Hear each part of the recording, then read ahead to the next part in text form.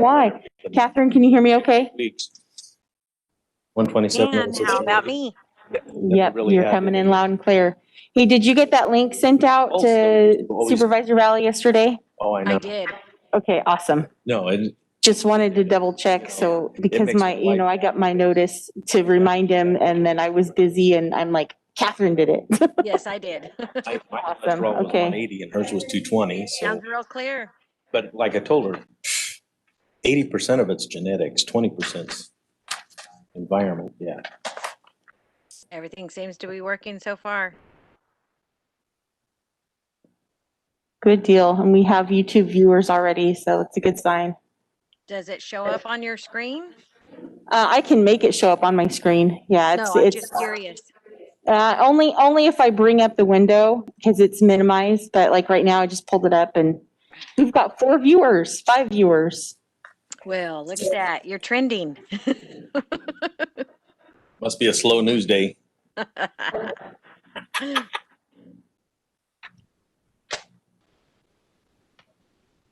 Okay, I'm gonna put us back on mute so the guys can talk.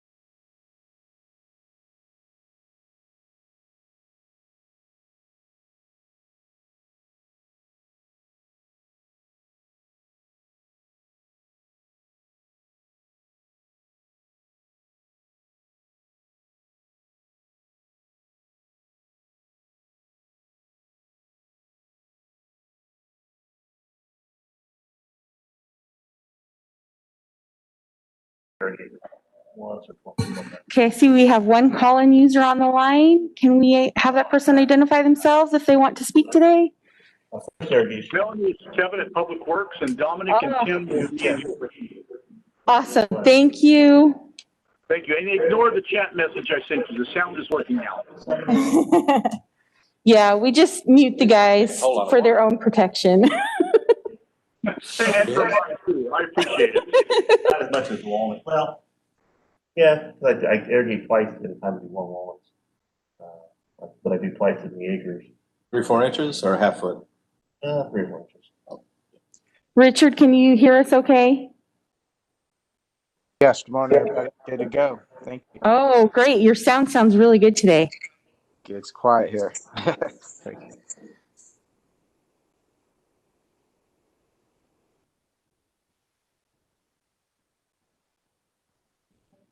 Right.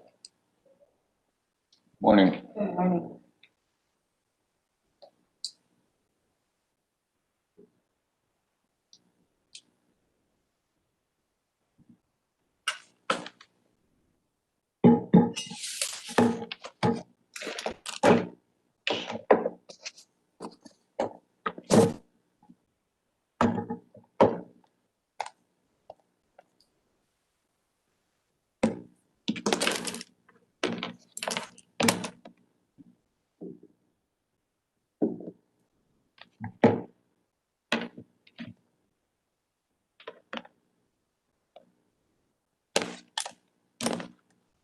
Your wife ready for surgery?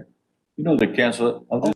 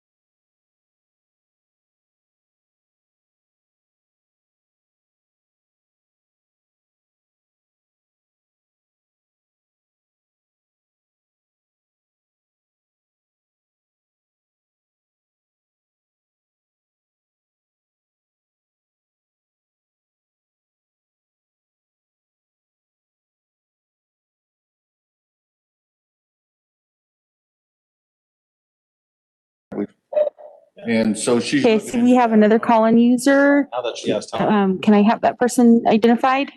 he didn't got the strength to do it, or Yeah. so my grandson come over yesterday, Mason, and she was, because yesterday was her birthday, so they come over. Melanie and Nancy Gerting on the And they phone. said that he I said. thought that might be you. Okay, let me rename you here. I don't know if it Okay. increases the blood flow or I don't know what it does, but Chuck Allen did it. I guess she seen them yesterday somewhere in town. And, he said that he did therapy for about 4 weeks before. I'll be doing. But his was a hip or a knee? No, a knee. Yeah, his was knee, yeah. By the time she gets in there, she'll be crippled. She's Yeah. got help time to get it done. And then the wintertime, sheesh. Of course, you never know when it's gonna start raining. That's the only bad part of November. You just never know. Let's hope we have winter. Yeah, exactly. You kind of hope for rain, but then you sure hate to see 30 days of fog too. Well, we can't go anywhere anyway, so No, we'll have a foggy. foggy day schedule. Yeah, because Yeah. Dining room table isn't too bad. It's that refrigerator visit. Yeah. Yep, that stop off on the refrigerator. She's got a stress test today at 1.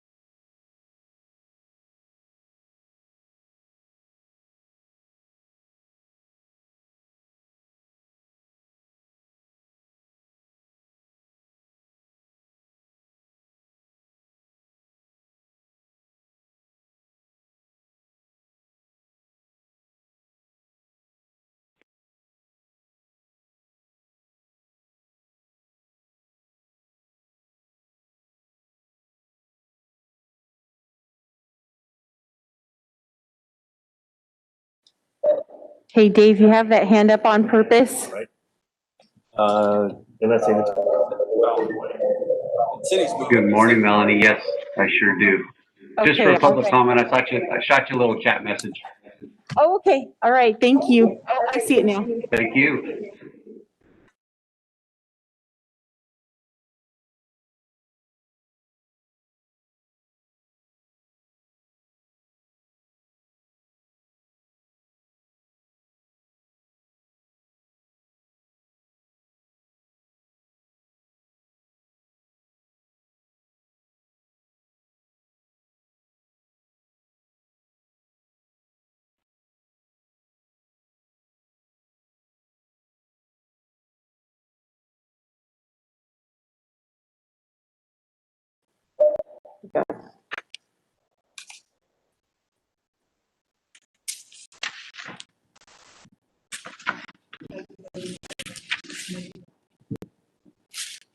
Okay, good morning.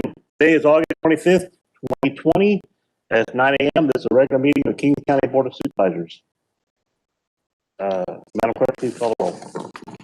Joe Nevs? Here. Richard Valley? I've seen him. He's there somewhere. Doug Verboon? Here. Craig Peterson? Here. Richard Fagutis? Here. Okay, we have 5 members present. Richard's online, did not respond, but we do see him. So we'll go ahead and start this meeting. And we're going to start off with an invocation from Brian Kleinhammer from Kingdom Culture 2.0. Good morning, Brian. Good morning. Would you all please rise for invocation? Father God, thank you for your great love for our county. The Holy Spirit is welcome in this place where you have assembled leaders with a vision for Kings County. We ask for favor to be placed in profound measure upon the dreams you have given us for this great community, and for you to equip us to carry out these plans in ways we have never before dreamed.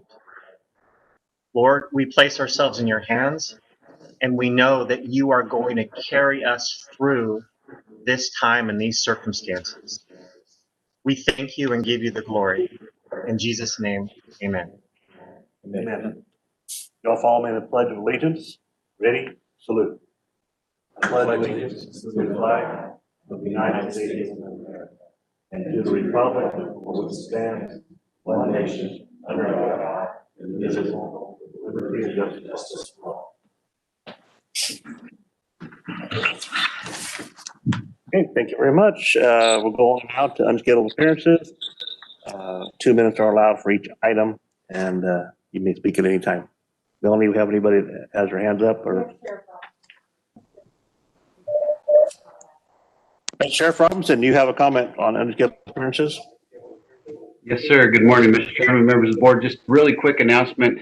I've been talking about the state prison inmates that we've been holding.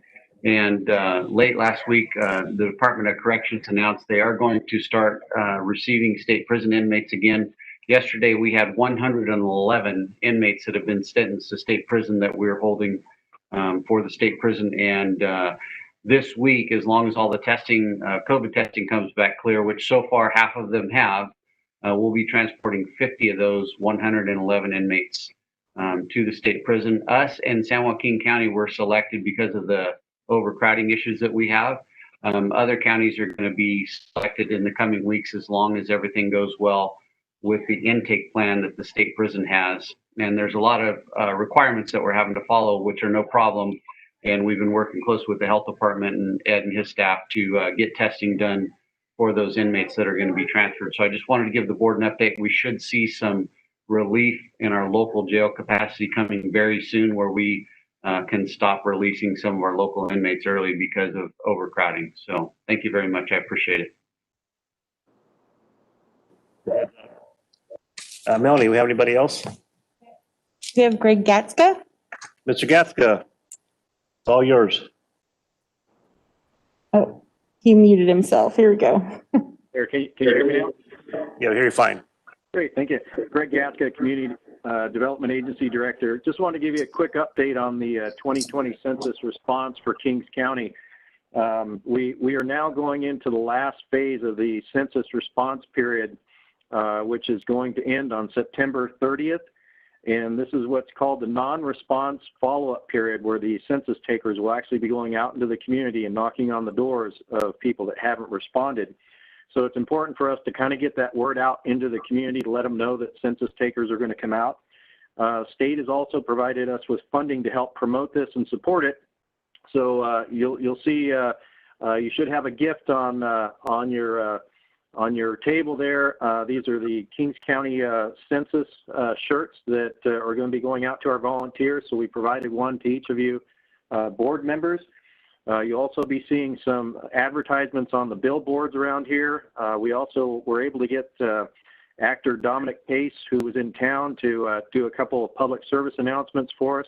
And we have that published on the website with the county. So the volunteers that we're looking at are going to be going out to some of the communities that are still lagging in response. The good thing is that I want to report to you that despite all the COVID challenges and everything else of not allowing us to go out into the community, Kings County's response rate right now is at 63.4%, and that's only 0.7, less than a percentage point from our response in 2010. So despite everything that's been going on and the challenges, we've gotten a real good response from the community. We really want to push a little bit more to get as best of a response over this last month. So any help that you board members can do and help us getting the word out, we really appreciate it. And so anyways, enjoy the shirt, and just wanted to give you that update. Also sent you a chart that shows you the response on each of the communities. So that's all I wanted to share, unless you have any questions. Thank you, Greg. Appreciate that. I know the chart, it's like the Hanford came a lot in the last couple of weeks. Is that correct? Yes, and Armona. We've seen some big jumps when we do social media pushes and other things that we've partnered with local businesses. We've actually partnered with the Chamber of Commerce's to get the businesses to help us promote it, and also the health clinics as well. Good deal. Appreciate that. Any questions or comments for Greg? Thank you for the shirt. Appreciate it. Yep. Melanie, have anybody else?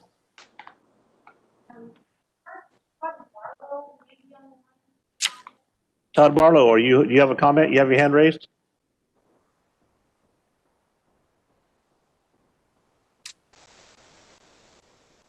Nothing? Okay. We'll go ahead and Todd wants to speak on any item later. We'll recognize him, but he's not there now. He's not muted or nothing, Melanie? Nope. Okay, we'll go ahead and move to approval of the minutes. So move it, Chair. Moved by Supervisor Neves, second by Supervisor Fagundes. Madam Clerk, please call the roll. Supervisor Neves? Yes. Supervisor Valley? Aye. Supervisor Verboen? Yes. Supervisor Fagundes? Yes. Okay, we've approved the minutes as presented. Supervisor Peterson?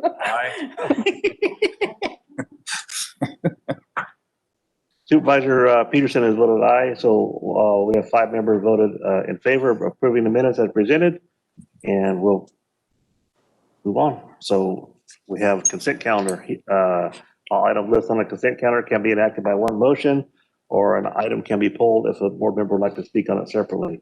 What is your pleasure? Move for adoption. Yeah. Second, Mr. Chair. Moved by Supervisor Peterson, second by Supervisor Neves. Madam Clerk, please call the roll. Supervisor Neves? Yes. Supervisor Valley? Aye. Supervisor Verboen? Yes. Supervisor Peterson? Aye. Supervisor Fagundes? Yes. Okay, thank you. 5 in favor. We have approved the consent calendar as presented, and we're getting ready to go to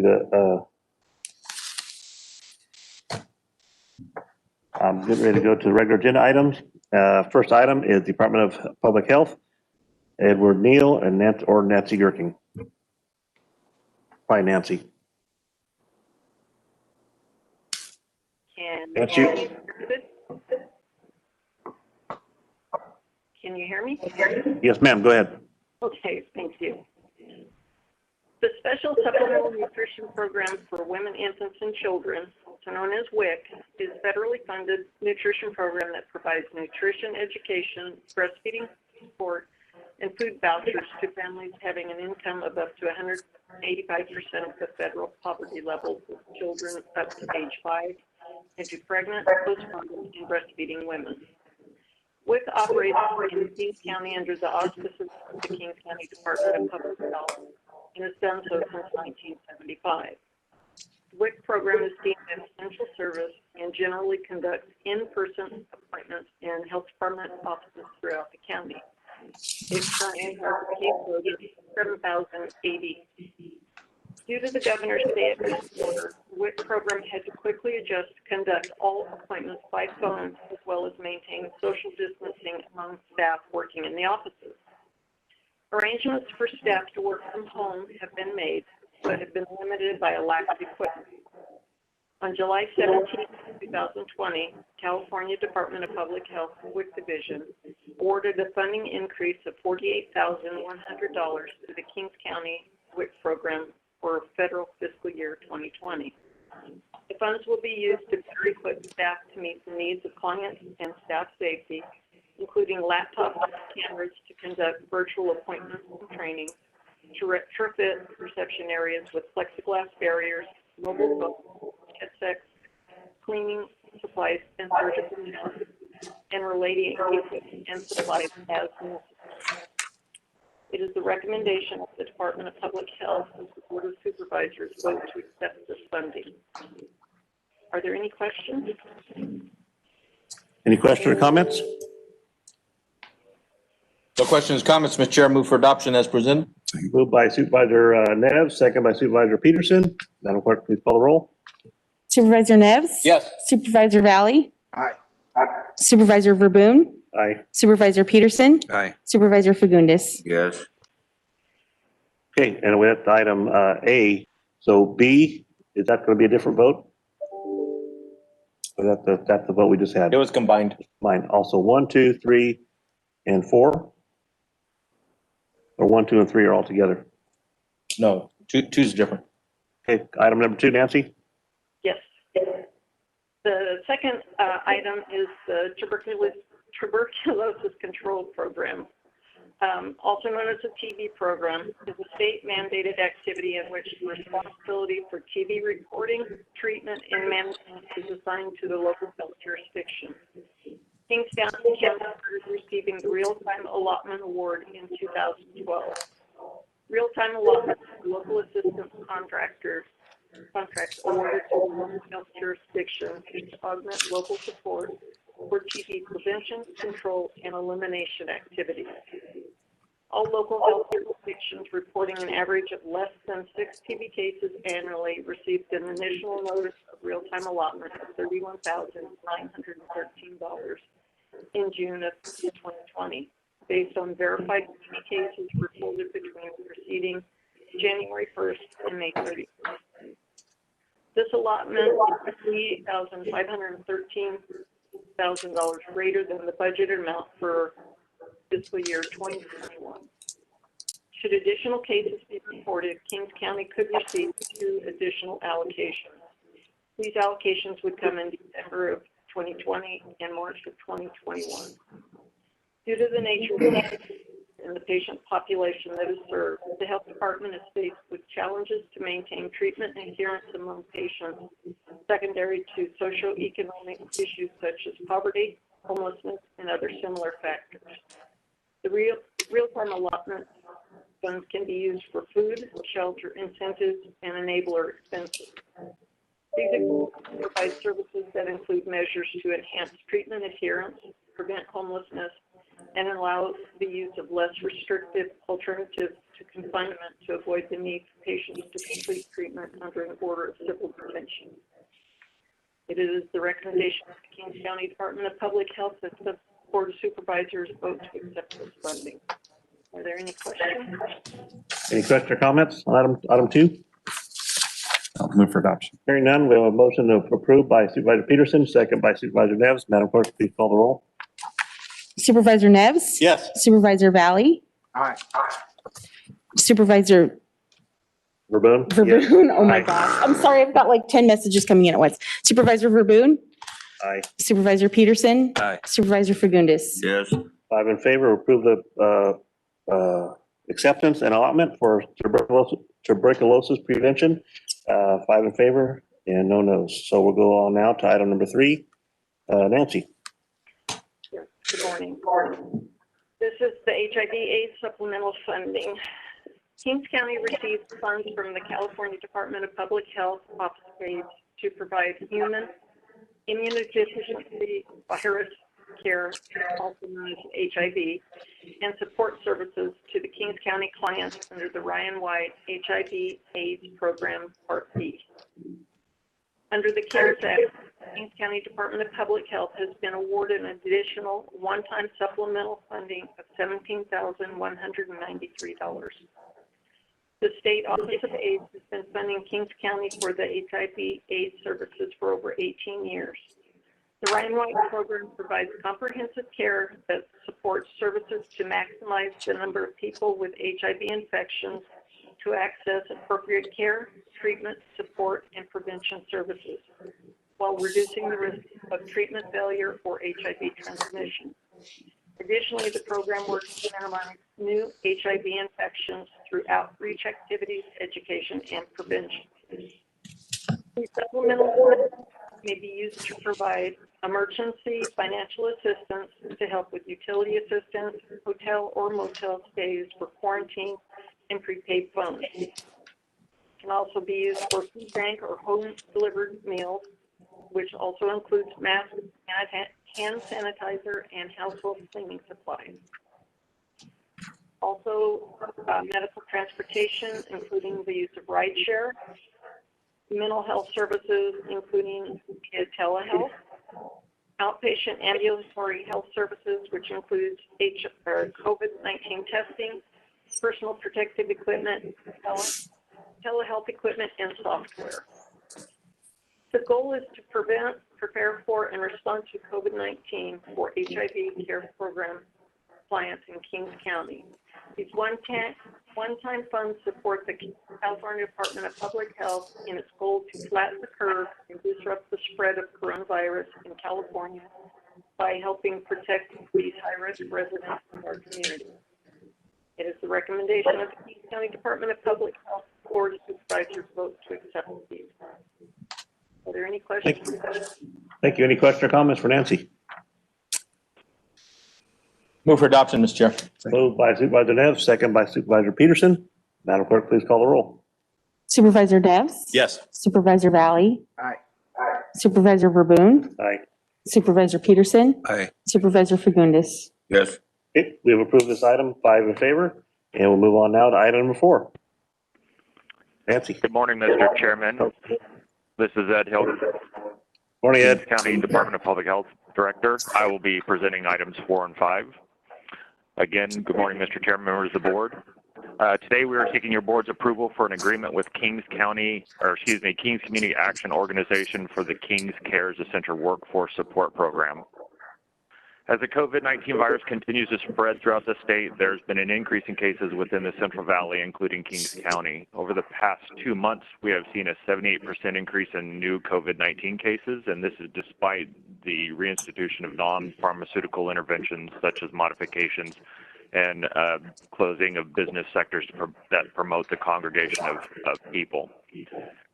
Current data indicates there are continued spread of the virus through the Essential Services Workforce Group. This workforce has been identified as essential due to the services they provide, which are required for continued sustainment and survivability of the general public. These services include things such as healthcare, public safety, agricultural and farming, food processing, packing houses, food delivery, manufacturing, and governmental services. As such, these businesses don't shut down or close during or due to positive COVID-19 cases in their workforce. One of the state's key strategies and standards that they hold counties to is the ability to support this essential workforce in multiple ways. This includes the provisions of and acquisition of personal protective equipment, disinfectants, the ability to isolate and quarantine individuals when they are positive with COVID-19. In order to achieve the isolation and quarantine, the state has launched several programs such as Hotels for Health Care, which can be used by healthcare staff and prison staff. However, what we found in this process is these resources are rarely used because these individuals want to be close to their families and close to their resources, which is fine if they have the ability to self-isolate within their home, which means a separate restroom and divisions within the home that make this possible. However, this is not possible for all the cases and staff within these sectors. With approximately 93% of land in Kings County dedicated to agriculture or agribusiness, the county is clearly an agricultural community, and the workforce that supports this industry often reside in multifamily settings or are migratory in nature, which makes self-isolation within the home setting impossible. They are also often not eligible or aware of eligibility of current financial support programs and services which would sustain them during isolation and quarantine. Also, this workforce is also often untrusting of governmental organization and programs which are designed to assist in these situations and scenarios.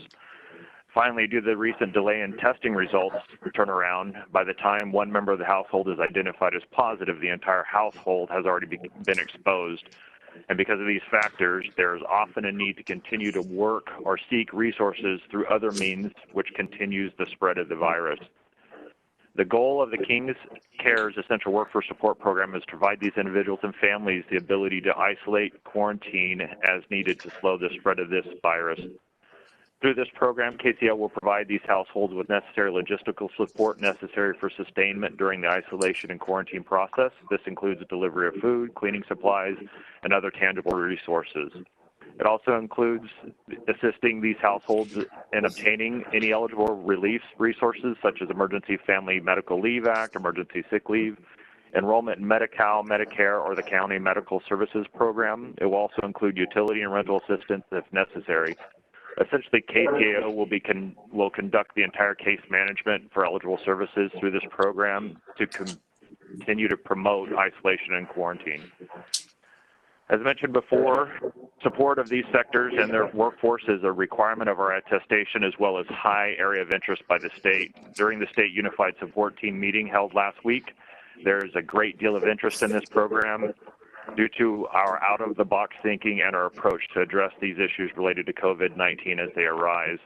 This is because other programs initiated by the state, such as Homes for Harvest and the healthcare or Hotels for Healthcare that I mentioned previously, have serious flaws in them.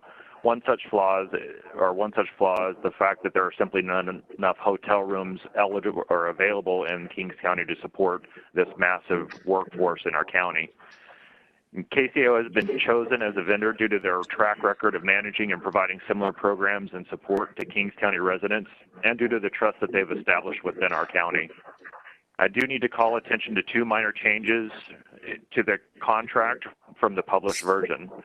Secondary to discussions with the vendor, Exhibit B, or what's known as the What's Allowable Matrix, has been modified to include administrative costs such as advertising, printing and copying, transaction fees, and so on. We also added language to the vehicles portion of the matrix, which includes costs associated with maintenance, fuel, and other associated vehicle costs, as well as a training session to KCO staff so that they can acquire necessary training to conduct these services, such as HIPAA or other high-tech Security Act requirements. Your board should have the most up-to-date Exhibit B in your packets, however. Therefore, we ask in your board to approve this contract with KCO for the Kings Cares Essential Workforce Support Program not to exceed a maximum award of $2 million. There is no impact to the general fund, and this program will be funded through the CARES Act. These funds were approved and allocated for these purposes by your board during the July 14th, 2020 board meeting. The Kings County Purchasing Manager has reviewed and approved the sole source justification for this program, and County Council has reviewed and approved this agreement as to form. This concludes my report, and I'm happy to answer any questions. Thanks, Ed. Any question or comments? Just, Mr. Chairman. A motion by Supervisor Fagundes and a question by Supervisor Peterson. Yep. And then Ben Valley.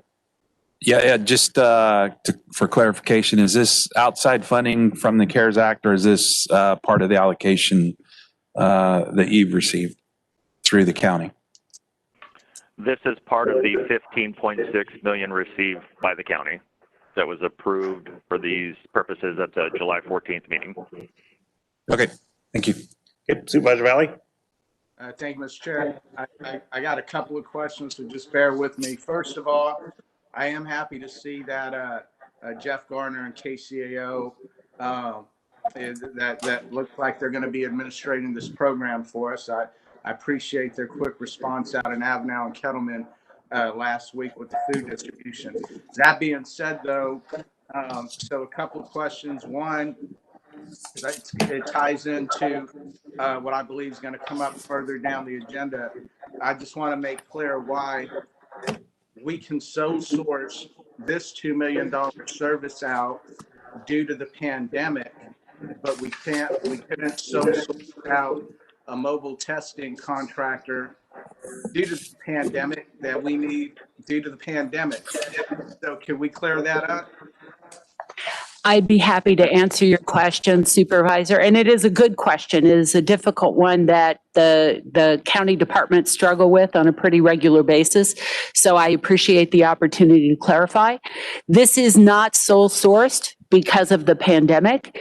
It is sole sourced because the department was able to identify in advance only one entity that could provide the local presence and the scope of services that were needed in order to create the program and comply with the CARES Act obligations.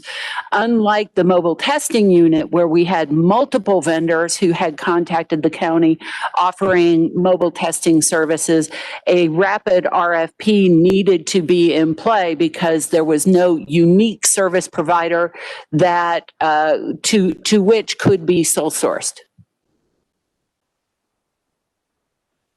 Okay, I just wanted that. I just wanted that on the record. It still seems like a thin line due to the fact that, you know, we're delaying is causing health issues there. But okay, so Mr. Chairman, some of the other questions that I have is, if I heard Ed right, some of this $2 million is now going to be moved for promotion of this program. And if so, that's a little confusing to me, because the $300,000 that the board allocated as it relates to promoting the services of our Kings County Cares, that's covered under that $300,000. And we've already directed that Jose Ramirez, part of his duties would be to promote this specific program, Mr. Chair. So could we get clarification on that? I'm only asking because the rest of my questions, I just want to have confidence that we're not duplicating efforts with money that's already out there and then paying again to get the same result, Mr. Chair. No, thank you. That's a good question. So we've already started the first process. So Ed, could you explain? Yeah, thank you, Supervisor Valley, through the chair. That is an excellent question. I'm sorry for the confusion. This would be for any printing cost and advertisement, like posters or anything like that. It would not duplicate the efforts by Jose Ramirez's group, and it's a much smaller version of it. Again, just to advertise through printing or any printing costs that the KCO would incur during that process. It's not a massive media campaign. They plan to, promote this program through resources such as Facebook and their other advertising means. This is just to cover any of those smaller incidental costs and will not duplicate the services by Jose Ramirez's group. Do you have a cost estimate for the board? I don't, but I don't anticipate it being higher than, $2,000. Mr. Garner is on the line and can hopefully answer any other questions when it comes to specific price amounts like that. Okay, Mr. Garner, if you don't mind, just note that down. Let me ask the other question, and that's a small amount, if that's what the case is. Mr. Chairman, the other thing I just want to make sure is I'm looking down the duties here where, it does say KCO is going to implement the basic ideas of this program that Ed lined out, but then it goes on to list a number of other services that they're going to be providing once somebody steps into their office, into this program. And I'm glad that they're going to be so thorough in helping somebody. But are these things that KCO already does or that they would normally do? And if that's the case, is that covered by an existing KCAO budget, or would we be charged for their staff doing something that they would normally be doing anyways? And I don't mean that in a negative way. I'm just trying to get it clarified here. Thank you, Mr. Chair. And that's it for my question. Thank you. Supervisor Valley, through the chair, that's an excellent question, and we have provisions in the contract and the scope of work that indicates that they are to leverage any existing programs that they currently have or that emerge through the state process or through the federal process so that these funds can be extended as long as they can. As you recall, we originally requested $3 million for this program. It was reduced to $2 million. I'm not sure that the $2 million will sustain the program all the way through December, so we built-in provisions that they leverage everything. In addition to that, since then, the Hotels for Harvest program was most recently released after this contract. They will also be leveraging that. If you look at a thorough review of the contract, even though there's not enough hotel rooms in the county to sustain all of the essential workers and farm workers, there will be a need for us to use hotels, specifically for those that are 65 or older or that have chronic medical conditions, and we can leverage the Hotels for Harvest program for that. So again, Jeff's group, KCAO, will leverage all existing resources and use these funds as a last resort to extend it as long as possible. Did that answer your question, Supervisor Valley? Yeah, thank you, Mr. Chairman. No more questions. Thank you. Okay, thanks, Ed. We have a motion on the table by Supervisor Fagundes and a second by Supervisor Neves. Madam Clerk, please call the roll. Supervisor Neves? Yes. Supervisor Valley? Aye. Supervisor Verboen? Yes. Supervisor Peterson? Aye. Supervisor Fagundes? Yes. Okay, we have 5 in favor, and we've approved this item as presented. And we'll move on now to item number 5. Thank you, Mr. Chairman. This is our last item. And our next item, we are seeking your board's approval of a contract amendment with Darcy Pickens to provide administrative support to the Department of Public Health during the COVID-19 pandemic. One of the things I will cover during our normal weekly update will be the need that we had to support, will be an update on the meeting we had with the State Unified Support Team and what we identified as some of our main challenges at public health during this event. And one of those main challenges was a gap that we've identified in administrative support for the development of large programs, so for the support of businesses, the management of testing, and for support of local schools and any other items that arise as a result of the virus and the demand that it puts on public health. We were originally fortunate that we were able to identify an individual, Ms. Pickens, who was a past public health employee who had left left public health to start a nursing program. Ms. Pickens has a master's in public health, and her leaving was a loss to the department. However, due to some fortuitous circumstances, we just so happened that timing and funding worked out in our favor, and we were able to acquire her for a short term to manage the school readiness process. We are once again fortunate to have an opportunity to keep Ms. Pickens for even expand her services and assistance to the areas of coordinating the county's testing efforts, management of the essential workforce isolation program, and continued guidance to the local schools. Ms. Pickens has been chosen as this vendor for this agreement due to her extensive knowledge in education and public health, and specifically with Kings County Public Health, as well as the need to continue her efforts in supporting the schools. Therefore, we're asking your board to approve this amendment with Darcy Pickens to provide administrative support for Kings County Department of Public Health not to exceed a maximum award of $100,000. There's no impact to the general fund, and this program will be funded through CARES Act funds. These funds were also approved and allocated at your board meeting on July 14th for this purposes. The Kings County Purchasing Manager has reviewed and approved the sole source justification for this program, and County Council has reviewed and approved this amendment as to form. This concludes my report, and I'm happy to answer any questions. Thanks, Ed. Any questions or comments? We did have one public comment. I'm not sure if he's on the line. I have written comment from Todd Barlow, but he may wish to speak if he's on the line now. You want to read the comments, or? Todd, can you answer the call? Mr. Chairman. Yes, sir. I did receive a text from Mr. Barlow stating that he had to launch another meeting and therefore may not be able to make it. I offered to read his email into the record if you'd like me to do that. Mr. Chair, before you do that, has the board been provided copies of the comments from Mr. Barlow? He actually was trying to call in during public comments, was not able to. So I shared his phone number with the staff And so this is a public So- comment question or comment he had. Very good, sir. So go ahead and read it in the record so we know where he stands. Please, Ed. Thank you, Mr. Chairman. Hello, I would like to make a public comment regarding regular item A5. I plan on attending the meeting to comment virtually. However, in the case of technical difficulties, I would like to voice my support for any amendment which extends the contract with Darcy Pickens.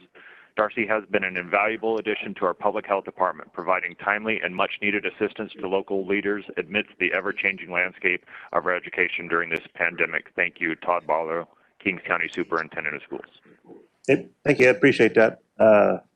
Any more questions or comments? Motion to approve by Supervisor Fagundes, second by Supervisor Neves. Madam Clerk, please call the roll. Supervisor Neves? Yes. Supervisor Valley?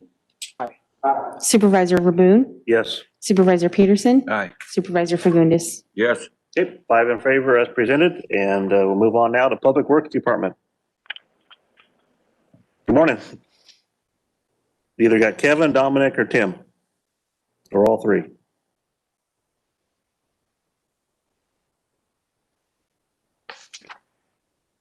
Now, can you hear me? Yes, sir. There we go. Perfect. Good morning, Mr. Chairman, members of the board, Dominic Tyberski, Public Works Department. I am before your board this morning to request approval of plans and specifications and authorization to advertise the SB1 funded Kings County Roadway Improvement Project. This project is 100% funded through SB1 and County Road Fund revenues. The scope of the project is to improve approximately 17.5 miles of roadway by utilizing the following methods. We have 16.5 miles approximately of hot mix asphalt overlay, and that will occur on Kansas, Excelsior, Houston, Grainesville, Laurel, Empire, Flint, and 14th, and approximately 1.25 miles of microsurfacing seal on 3rd, 4th, 5th, 6th, and cross streets. The estimated cost of this project is $4.5 million, and we have a budget of $4.7 million, so we should be in good shape. Bid opening is scheduled for September 24th of this year, and we anticipate project completion somewhere around the 1st of December, again, assuming that the weather cooperates. So at this time, be happy to answer any questions if you have any. Thank you, Dominic. Any questions or comments? So move, Mr. Chair. Moved by Supervisor Neves, seconded by Supervisor Fagundes. Madam Clerk, please call the roll. Supervisor Neves? Yes. Supervisor Valley? Aye. Supervisor Raboon? Yes. Supervisor Peterson? Aye. Supervisor Fagundes? Yes. Okay, 5 in favor, approved as presented. We'll move on now to item number 1. That's all of them? It's all one deal, right? No, No? number 2 now. So we'll go number 2A. Good morning, Mr. Chair. Timber Shears, Kings County Parks and Grounds Superintendent. I'm sitting a bit further down the table. Can you hear me fine? No, you sound fine. Okay. So here today to discuss the possibility of funding improvements to Burris and Hickey Parks with grant money from the Proposition 68 per capita program, coupled with a donation from the Larry L. Hoagland Foundation. Proposition 68 makes money available to local governments on a per capita basis for park upgrades and enhancements, and Kings County qualifies for $400,000. The program requires a 20% match for a combined total of $480,000. On September 24th of last year, staff brought an item before your board requesting authorization to apply for the grant and solicit donations in order to fund the required match, to which your board approved. As a result, Public Works fiscal analyst contacted Larry L. Hoagland Foundation, who agreed to donate the entire $80,000. Now, grant guidelines require the donation to come from a 501c3, of which the Hoagland Foundation is not, but they do work closely with the San Joaquin Valley Clean Energy Organization, who is. They have agreed to work together in order to donate the funds to Kings County. So a cleaner, a brief summary of that is the Hoagland Foundation will donate to the San Joaquin Valley Clean Energy Organization, who will then donate to them. There will be no impact to the general fund, as the $80,000 will be donated. The $400,000 will come from Prop 68 grants. The entire amount of $480,000 will be budgeted for in capital outlay and other revenue for 2 parks projects. This will be an interest-bearing account which will not be mixed with the general fund money. Grant guidelines require a single resolution approved by your board.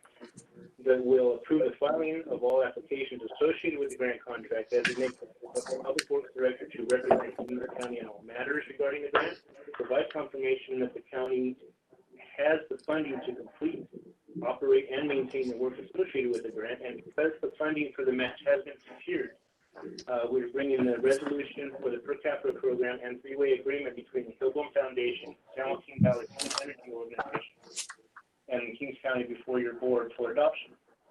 So with that, I recommend to your board to authorize the Public Works Director to apply for the Proposition 68 grant program as an option to provide upgrades and enhancements to Burris and Hickey Parks, adopt a resolution for the per capita Proposition 68 grant for parks application, accept the donation to the Valley Clean Energy Organization secured through the Larry L. Hillblom Foundation in the amount of $80,000, and approve an agreement with the Larry L. Hillblom Foundation and the San Joaquin Valley Clean Energy Organization, of which, and approve the budget change of which a 4/5 vote is required. And if you got all that, I'd be more than happy to answer any questions. Thank you, Tim. Appreciate that. Any question or comments? Move. Moved by Supervisor Fagundes, Second. second by Supervisor Navs. Madam Clerk, please call the roll. Supervisor Nevs? Yes. Supervisor Valley? Aye. Supervisor Verboen? Yes. Supervisor Peterson? Aye. Supervisor Fagundes? Yes. Okay, we'll approve 5 in favor. Thank you, Tim. Appreciate it. I think we've done this before with Larry Hillblom Foundation before, so this is a good project. So thank you. Move on now to administration. Rebecca Campbell.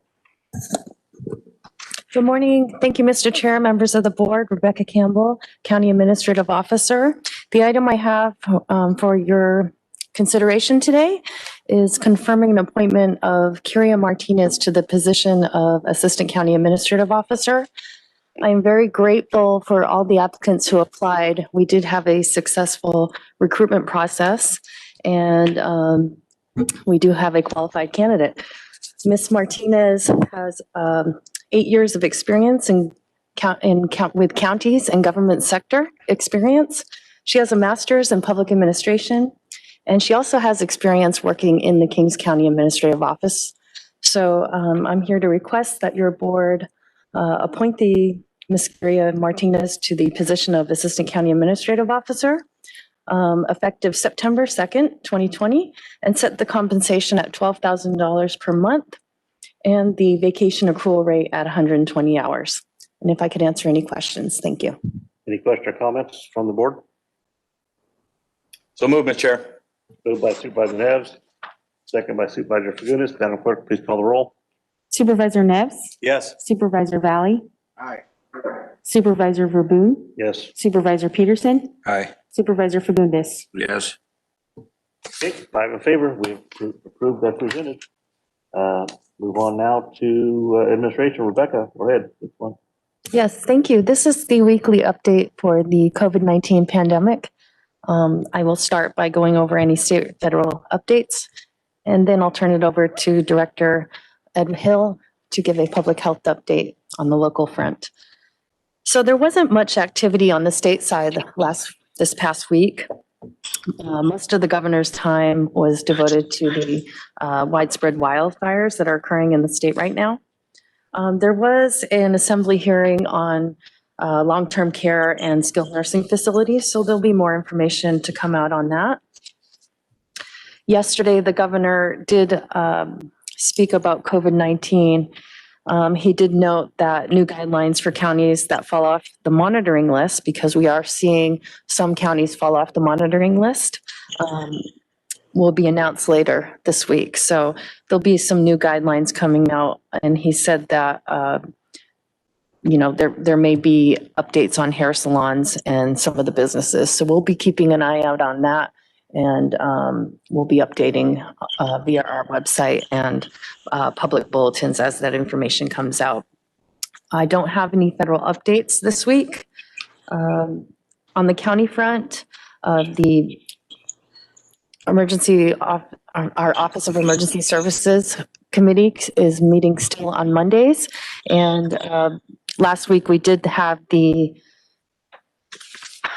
we had 2 days full meetings with the State Unified Support Team meeting on COVID-19 with different sectors locally. Director Ed Hill will talk more about that. So I'm going to go ahead and turn it over to him so he can give the local public health update and talk about the state visits. Good morning, Mr. Chairman, members of the board again. Ed Hill, Public Health. I would like to start my briefing as I normally do with the practices that we can't lose sight of that will help protect you from the spread of communicable diseases such as COVID-19, and those are wash your hands frequently for 20 seconds or more. Don't touch your face with unwashed hands. Stay home if you're sick. Again, that's a big one. Stay hydrated with water and cover your face with face coverings. This will not keep you from getting the disease, but it'll help slow the spread of the disease. It looks like we now have good data flow from the state. Starting in the middle of last week, we removed all disclaimers about our data on our website. We'll continue to watch that and make sure that we identify any sources or issues that may arise and address them moving forward. Also give you an update on some more data items to come a little bit later on. Our current numbers, we have numbers tested 33,686 with 682 results pending. We have 2,610 individuals currently being monitored, which brings our negative testing results to 27,083. Our total current case, and that was for the entire county, I apologize. Our total current case for just our community outbreak is 3,523 since the outbreak has begun.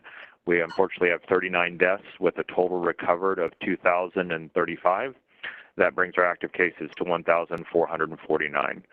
Currently in the hospital, we have 30 individuals hospitalized, 12 of which are Kings County residents with 4 in the ICU. That was a report that was provided yesterday. Our skilled nursing facilities in Kings County, we have a total of 170 cases, 26 active, 120 recovered, and unfortunately 24 deaths. Again, these are state-regulated facilities, and the California Department of Public Health Infection Unit and Licensing and Certification, and we meet on a weekly basis to discuss these processes and ensure that we are doing everything we can to slow the spread to other facilities. Our current state prison outbreaks, total cases are 2,264. That's 401 at Corcoran, 1,834 at Avenal State Prison, and 29 at Satif. Total active cases is 925 with 1,333 recovered and 6 deaths. At this point, I still believe we have 2 hospitalized, which are hospitalized here. We are seeing another large spike with Avenal State Prison. We are meeting with them and the California Department of Public Health to see what resources, what advice, anything that we may be able to provide to support them. This call was scheduled to happen yesterday. We're not really sure if they're going to be open to any suggestions. As we know, in the past they have not, and they've managed the situation on their own. During the state health meeting or the state unified support team meeting, we did have an issue surface with the Project Hope. This is an area where inmates or hotels where inmates are housed if they're COVID positive and they've been released on what they deem on the natural, meaning their regularly scheduled release date has arrived, so they have no ability to keep them any further, so they release them. They have to make sure that they have a place to live, and if they don't, they're put in Project Hope, which are hotels throughout the state where they're housed to finish their quarantine. Again, this issue came up during our unified support team meeting, and we have scheduled calls with the City of Lemoore, CDCR, and this unified team, as well as us, to work through these issues. It seems like they're mostly centered around a large communication breakdown, and again, we will work to resolve those processes moving forward. We continue to watch hospital data closely. There's been a slight decrease in hospitalizations locally and regionally, which is most helpful and hopeful. I continue to use the term optimistically concerned because I hope that the trend continues. The Porterville Development Center is the alternate care site in Porterville, obviously. As of yesterday, they had a census of only 7 patients, and we learned late yesterday that they are no longer accepting patients moving forward, and this is to free up the California Medical Assistant team to help with the fires. We did ask the State Unified Support Team to lobby for this to remain open because of what's happening in the prisons. As you know, my concern in the past is as those prison inmate numbers increase, there's a likelihood that it could overload our local healthcare system, so I want the Porterville Development Center still open to handle those patients, and we'll continue to push this moving forward. The state-ordered disaster medical assistance team from the DoD that arrived last month is scheduled to leave August 28th. That's the end of this week, with no possibility of extending. As mentioned, that has been a valuable resource in our community.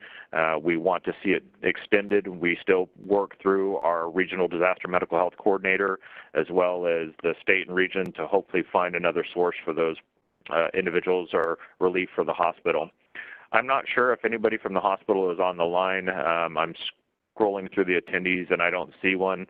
But yesterday at the EOC meeting, they did mention that they were able to acquire a large portion of contract nurses and staff to help them through their staffing issues at the hospital. As any other, and as I mentioned before in my presentation on the Essential Service Workforce Support Program, we're seeing large cases in the essential workforce, including healthcare, and so it has impacted them as well as the rest of the county. We are currently still maintaining a 60-day supply of PPE. This includes gowns, N95 masks, gloves, and other resources for hospitals, and we continue to distribute them on their request. The new state testing site that was launched several weeks ago, the Verily testing site, we've asked them to modify their schedule and their practices amidst many other barriers that have been generated or they arrive with. One of the things we asked them to modify was assist the sheriff with the testing of inmates to get those individuals cleared for transfer to the state facilities. We're still working with them on that.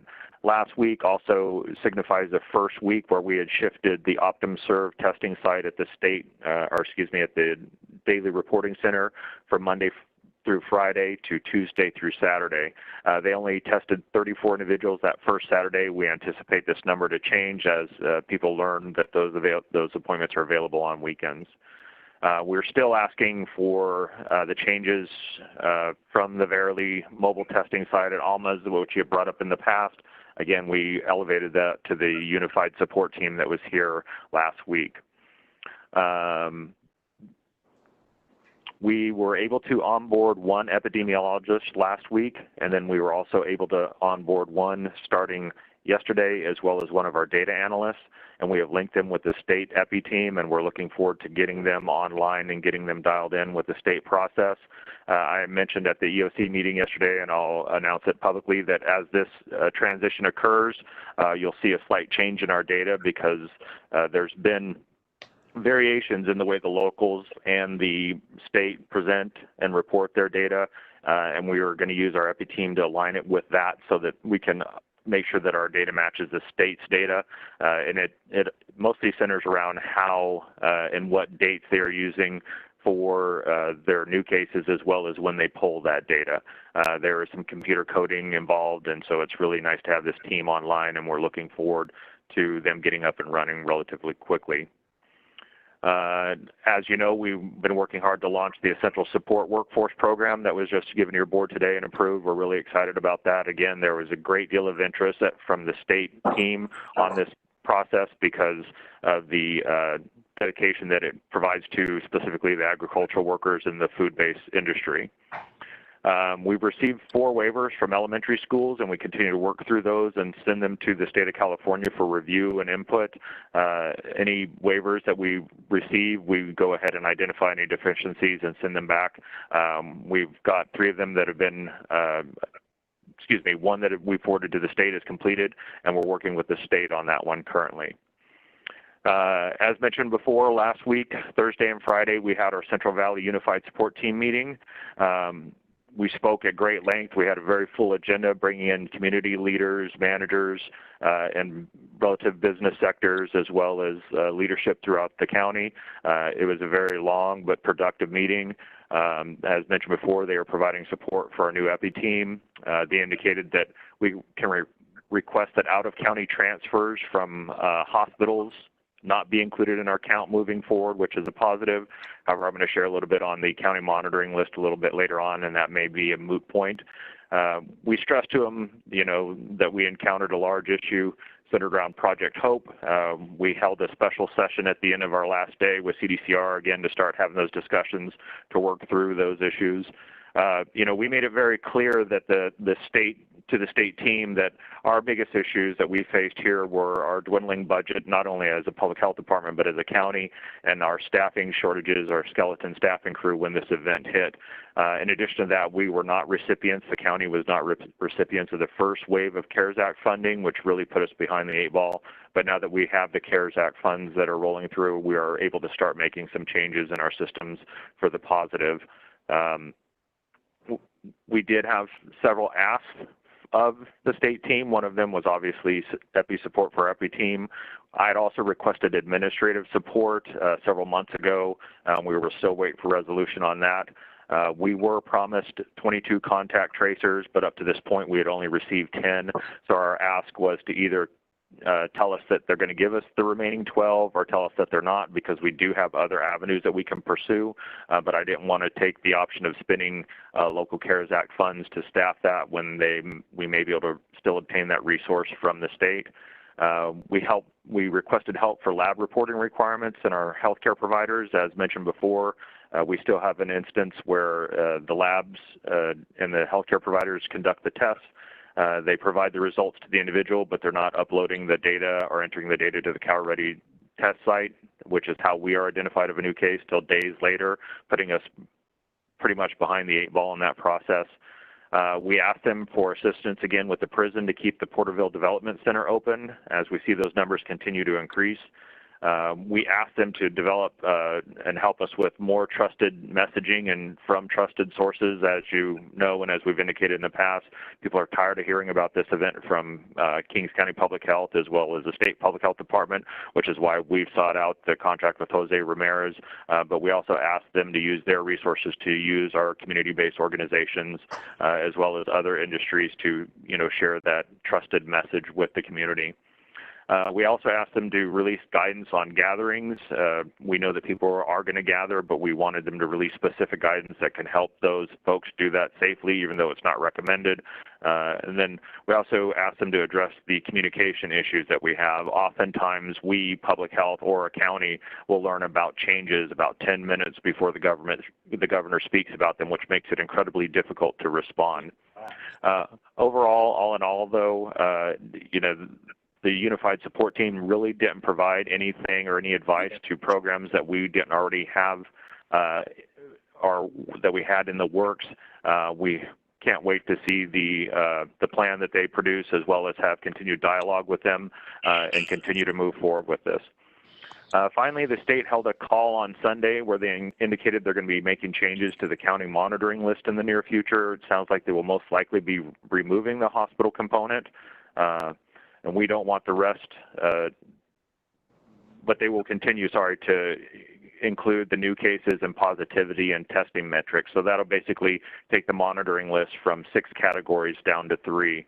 Again, the hospital data, we've been maintaining that recently. In addition to that, I wanted to also point out that the removal of those doesn't really change our status, because the areas we struggle with the most in currently is the new cases per 100,000 population, as well as the testing positivity. So I'm not anticipating the removal of those changing our status in any way, shape, or form. I'm going to go ahead and conclude my report and ask if there's any questions. Any question or comments for Ed? I have a couple.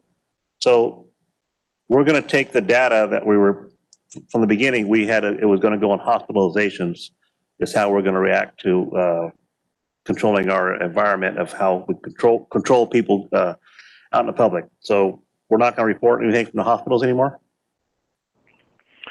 Supervisor Verboen, through the board, they will still report on that data. It's a mandatory reporting element. It just won't be included as on the monitoring list as a condition that puts the county on or off a monitoring list.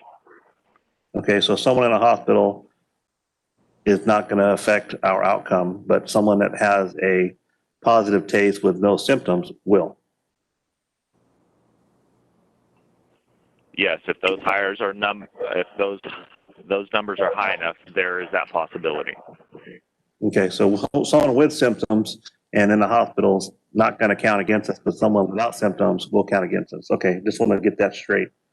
How fast is a school waiver turnaround? The state has included a condition in there that when we submit a waiver, when the locals submit a waiver, they have 3 days to respond. The one waiver that has been submitted to completion to our satisfaction that we have forwarded on, the state responded within 2 hours with asking clarifying questions and for the dialogue to start. Okay. And then contact tracing. So where are we at now? I mean, so we have to put together protocols and procedures to allow the public to be open. And we're almost 6 months into this, and we have no contact tracing graphs or charts to see what industry or what field the virus is coming from. Do we have anything? We're going to get anything on that soon? When we shut down restaurants, spas, nail salons, and we don't even know if that's the reason why we're having these virus outbreaks. So are we going to get any kind of a chart that shows contact tracing and where the virus is coming from? Yes, thank you, Supervisor Verboen. Yeah, we were working on that data when the CalReady system had its failure. We are very close to finalizing that and being able to report on that on a regular basis. Okay, like I said in the meeting with the state, you know, you got people laughing and giggling about their weekends and stuff, and they're still getting paid, and they're making rules on people that haven't had a paycheck since March. So I just don't understand where we're going. And also one other complaint, whether you have any control of this or not, on the news media, when they present our numbers, they have a graph. And I notice when they show Fresno or Kern County, it's 1,000 to 6,000 cases is the background for the graph. And they show Merced County is like 0 to 200. And then they show Kings County is like in the hundreds or less than 100. So the graph looks dramatic no matter how many cases you have. You know, I think that they're doing it for publicity to show that we're worse than we are. But if you compare ourselves to Fresno County, the graph should be pretty much level for us. We haven't had any spikes or dip. We're pretty much, the more we test, the more positive we get. But you know, on the media, they show it as, you know, really jumping up and jumping down, going all over the place because it's only just a few numbers. If they just had it in the thousands, we wouldn't even be up there at all. We wouldn't have hardly any risen, wouldn't even risen very much. So I don't know. It's a complaint. I'm getting tired of this. You know, the guidance gathering, I think, is something we probably should have done from the beginning and not shut down the restaurants, because I believe that most of the viruses are spread through potlucks and parties and birthdays, stuff like that. So do you have any kind of idea what the guidance gathering rules are going to be? Chairman Verboen, I don't know yet. Again, that was an ask that we requested, which means that the guidance did not exist at the time. I will state, to address your other comments or concerns, we have seen a decline in new cases compared to 2 weeks ago, where we're seeing over 100 cases a day. Yesterday was the largest amount that we've had in about 4 days, where our new case count was only 38. So I'm cautiously optimistic about that. I'm hopeful that is the new trend that we are on, and that our cases are beginning to decrease. Also, I want to clarify a question. I don't think that I was very articulate on the hospital data on the monitoring list to your previous question. That hospital metric is to measure the hospital's ability to surge, not related to the new cases. The new cases are obviously the new cases, but those metrics were focused on the hospital's ability to surge. Those metrics were 10% increase in hospital admissions for COVID patients, the number of available ICU beds, and then the number of ventilators available. Again, focused on the hospital's ability to surge, not on the case count. So it was my point that I'm trying to get at is the positivity and the hospitalizations, even though they were metrics that the state were looking at, they were not in relation to each other. Okay. And then one more thing. So on the positive, we're showing a decline. Are we counting the number of people that we test daily to show that, you know, if we test 350 a day and we get 38 positive, is there anywhere we can find out how many tests we do a day? I think we've asked for that before. So if, you know, if we only test 20 people and 15 are positive, or we test 300 people and 15 are positive, just kind of curious to how where that number's at. Yes, and that was a request by Supervisor Neves. Again, we were in the process of working through that when the CalReady data system crashed. With it coming back online, with the addition of our new EPI and data analysts, we will be able to provide that data moving forward. However, I do need to throw out the caveat that like the state, we're going to have to likely use a 3 to 4 day testing lag interval because, as mentioned, we do have the incidents where clinic, hospital, or tester will test the individual. They'll get the results back. They'll call the individual and let them know that they are positive, but then they don't input the data into the state system, CalReady, for sometimes 2 to 3 days, which is why the state and we have to throw out that understanding of that lag time because it's not reported immediately, which is a struggle.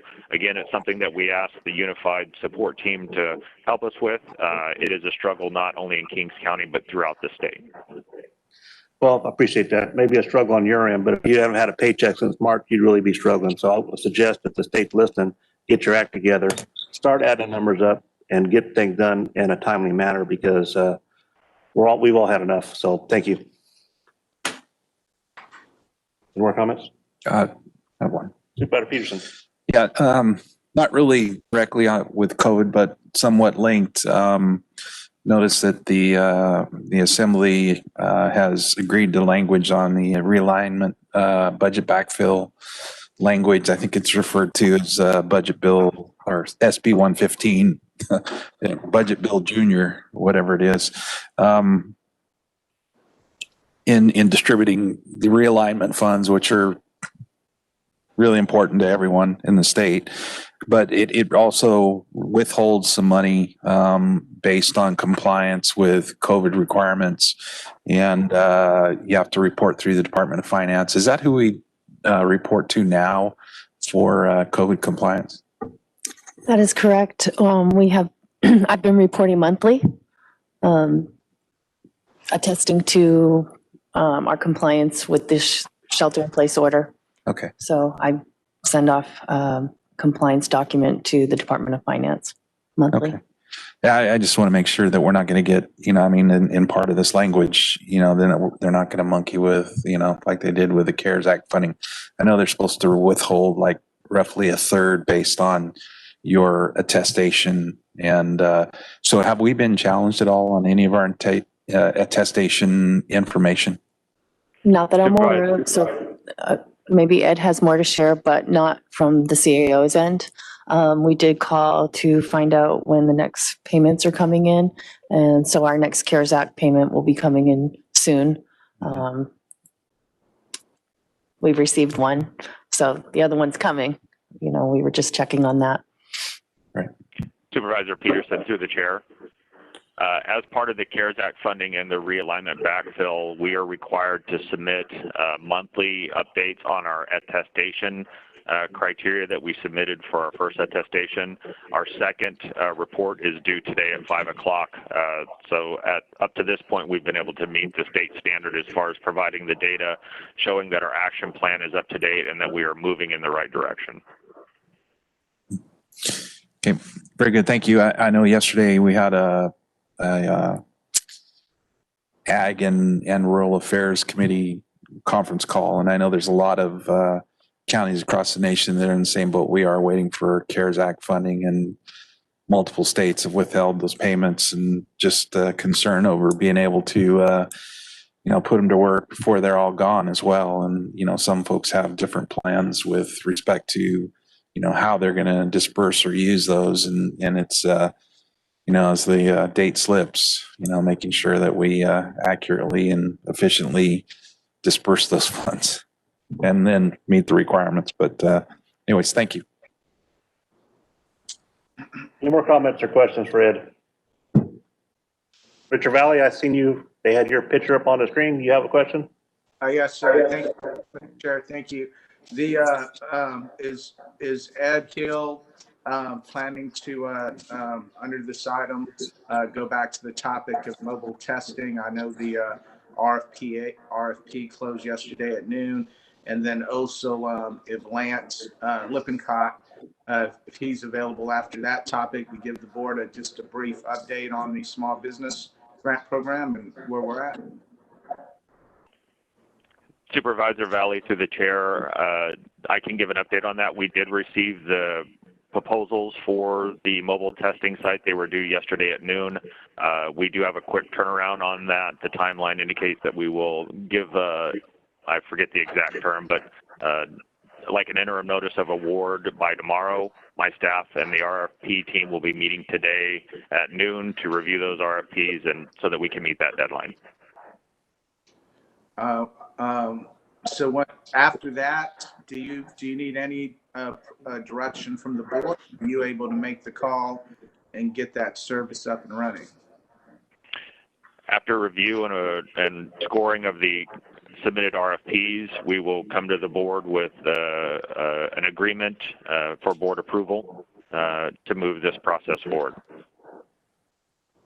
Okay, I was anticipating, or I understood that to be being ready by today with that coming in yesterday, that those could have been reviewed yesterday.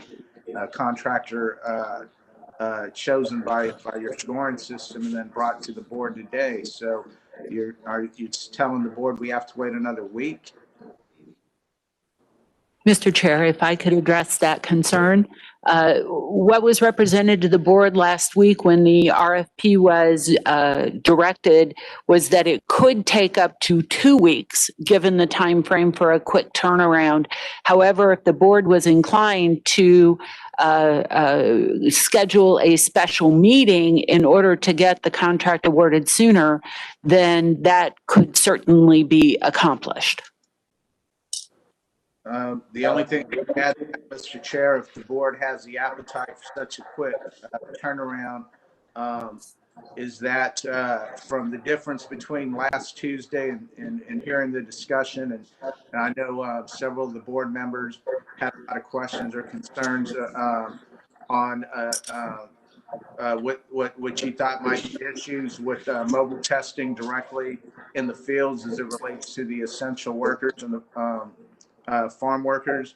And so I've already updated the chairman, but for the rest of the board and the public, I moved forward and I reached out to the local Catholic Church chain of command. I asked them if they'd be willing to work with the county and allow us to bring mobile testing to test in their church parking lots on Sunday mornings, which as I reported last week, I believe some of the contact that I've done in Austin, Texas, after learning that that's the way they're reaching a lot of their essential workers, is working with the Catholic churches and the testing in the parking lots of the actual churches, that's very successful that way.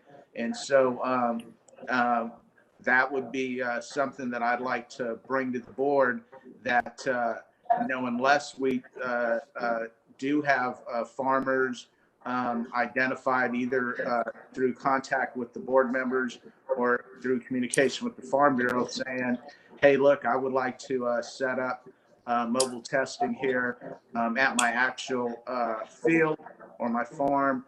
Let's set up a date and a time here. Then what we could do is move forward. Allow me to keep moving forward with the local priests and the fathers here in the Catholic churches in Avenel, Kettleman City, in Corcoran, and in anticipation that we're going to have mobile testing very quickly, so we could start lining up these events. So I guess at the end of the day, Mr. Chair, it's just whether the board believes this is something urgent enough to call for a special meeting.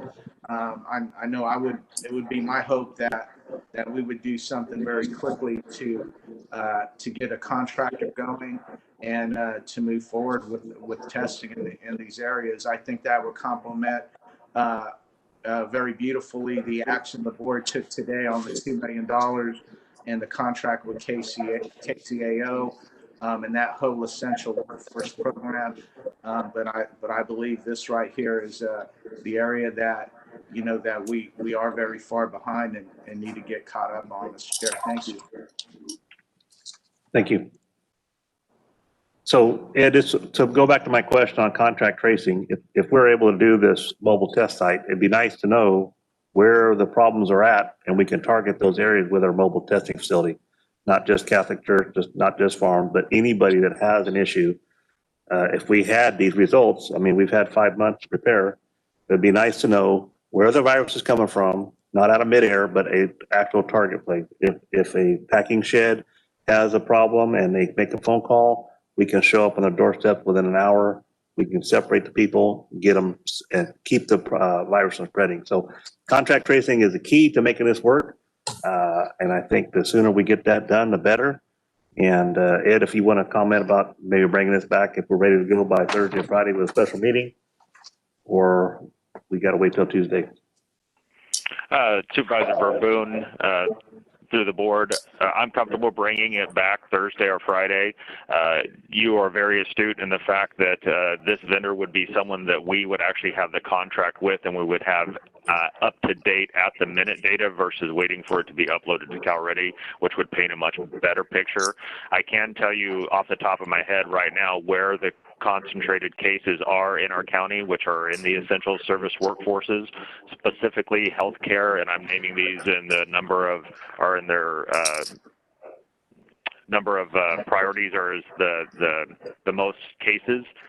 We have them in healthcare, public health and healthcare, public safety and emergency services, agriculture and livestock, and then government operations. So, and then they just continue from there. So we do have a pretty good understanding of where they're at. Again, that's why we push the Essential Workforce Support Program, because we do have a pretty good sense of where they are.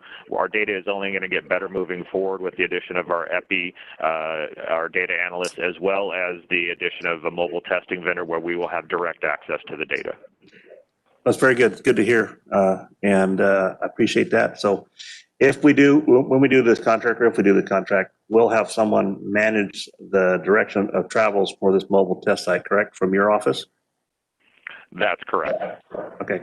Supervisor Peterson, you got a question? Yeah, just, with respect to testing, I know we've had the testing availability at the flea market on Mondays. What's been the efficacy of that opportunity with respect to, numbers being willing to be tested or interested in being tested at that site? Supervisor Peterson, through the chair, that testing site has met with several challenges that I've brought up in the past just to refresh the board's memory of those items.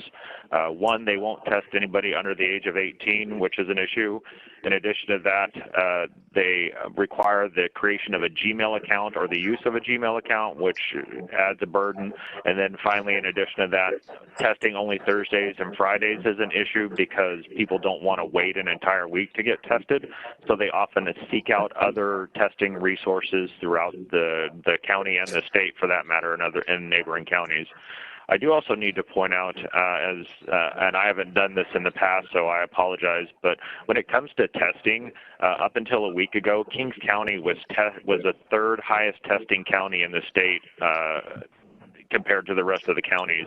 As mentioned in the past, within the center of Kings County, there are 36 testing sites available to residents, all within 20 miles. But the one area that we have identified a gap is those after hours and those weekend testing for our individuals, specifically in the agricultural area, which is what we're working to address. I'm not sure if that answered your question, or I'm sorry, it did not. We did not see good testing volumes from the Verily testing site at Alma's. And again, that's why we asked to have them reallocated to the jail to assist them. And if not, we're likely going to let the state know they can have that resource back. Okay. And so then again, with this testing opportunity, the red tape is all gone? That's correct. That would be a vendor that we would be able to work with and steer in the directions that we need them in, as well as have immediate access to the data. Okay, very good. Thanks. Mr. Chairman? Yes, sir. Yeah. This whole conversation here is backtracking a lot in the last 2 weeks, and I'm not by any means. I don't want to come off as being confrontational. We're here to all work together, and this problem is ours. We own the problem, and so I know we're having this discussion, but I do have to point out some things for the record that back in July, this $1.1 million for mobile testing, the motion was specifically passed with the language that it would be to test these essential workers in the ag community in Kettleman City, Corcoran, and Lemoore. That's on record. That's a 5-0 vote that we took. And then then the issue came up on the delay that we have to have. We can't sole source for mobile testing. We wasted a month putting together a program with these doctors out of the Fresno area, tailored to go out to Kettleman, Avenal, and Corcoran in the hours. All this based on what Ed Hill has publicly presented to us. And I would hope Ed would speak to this. So then last week we find out we can't sole source. Now we have to go ahead and open up for RFP. So now there's delay in the mobile testing out to those communities outlined by this board back in July. Also, last week, as I mentioned earlier, was the discussion that now that there would be issues with mobile testing, specifically of farm workers, I'm just going to use the word, farm workers in Kings County. And so I heard all of that. And then, coming off the meeting, I said, well, you know, why work with friction? If some of the board is saying these could be, you know, problems if we mobile test directly to the field. Some of the issues outlined were holding up the workload, which Ed Hill said that wouldn't happen. These would be scheduled and communicated with the farmers in the contracts to set up the schedules to come test. There wouldn't be any interruptions of work. There was other issues outlined. So I said, okay, well then we don't have to be married to the idea that we physically have to show up on somebody's land and test these farm workers. So I put in the time and the effort on what I learned out of the research out of Texas, which I spoke about 5 minutes ago, as it relates to working with the churches. So then I had to go through the chain of command, the Catholic Church, and ended up getting the phone calls with two of the fathers here, one that oversees out of Hanford, the churches in Kettleman, Avenal, and Corcoran. And then I spoke at length with Father Caesar here at Our Lady of Lourdes Church in Corcoran. And so all I'm waiting on now, as I mentioned earlier, is a mobile testing contractor. But now it seems with the discussion here that we're starting over as it relates to, well, let's find out what other areas of the county need to be tested. But all areas of the county have had access to testing for months all over the county. And these ag workers and these farm workers, unless Ed Hill could get on right now and say, Supervisor Valley, Kings County Board of Supervisors, we do not have an issue with farm workers in the County of Kings, and then I'll drop the subject. But it's believed that we do. It's obviously the data shows statewide that we do. As we talked about earlier, the whole reason for the essential workers program, the $2 million, is because we do have a problem. And we know that 93% of the County of Kings, the land is dedicated to agriculture or agribusiness. It's what we do. And so I don't understand what I'm being perceived as delays or roadblocks into testing these workers. And if we don't, all that ag, that farming, we're not going to be able to do that. And so, you know, it just feels like ever since the letter that I wrote to the governor, signed by all these local elected officials, the momentum on the issue of testing farm workers, appearances on local media, radio, and TV news shows, that now all of a sudden there's a pushback in some form or another to testing farm workers. And we need to test farm workers. So as I started off, Mr. Chair, I'm not trying to be confrontational. I want to work with the board, but I'm just going to put out there point blank.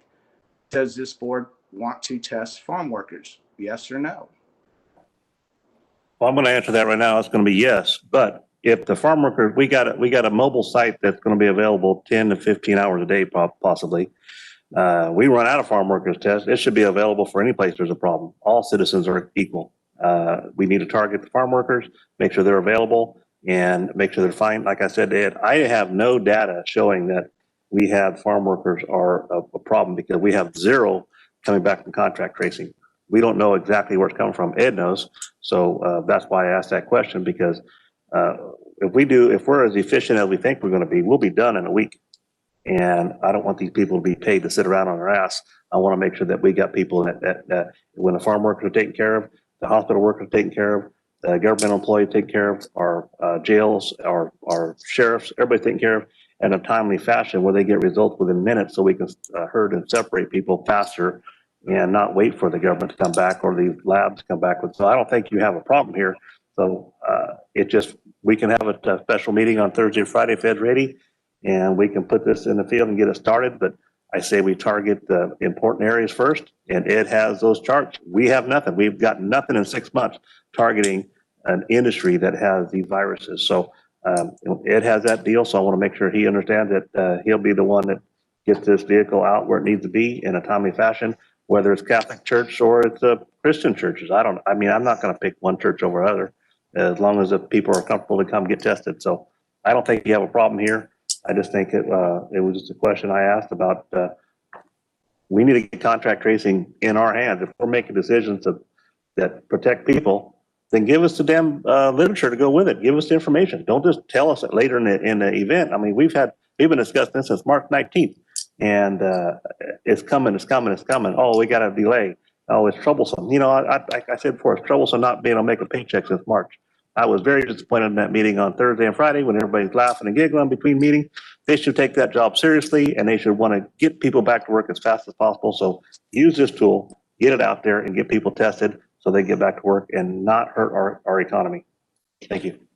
I'll respond to that as well. I congratulate you on how successful you've been with all your efforts in the last few months, and I've supported most of them. And you have a way about going about how you get to yes, and I have a way about how I have in getting to yes, and mine centers around financial responsibility. And so anything that I've asked has been done so in a way that looks at the best and most effective use of public funds, which we are voted upon to foster and to review.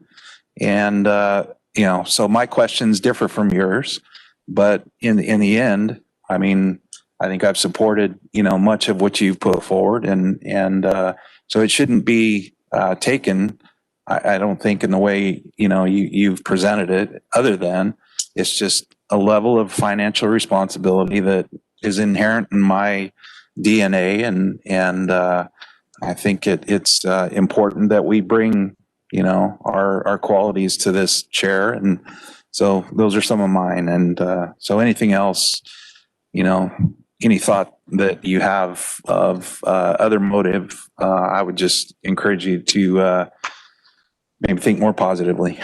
Yeah, no, Chair, like I said, when I preface the comment, I didn't want to come off as confrontational.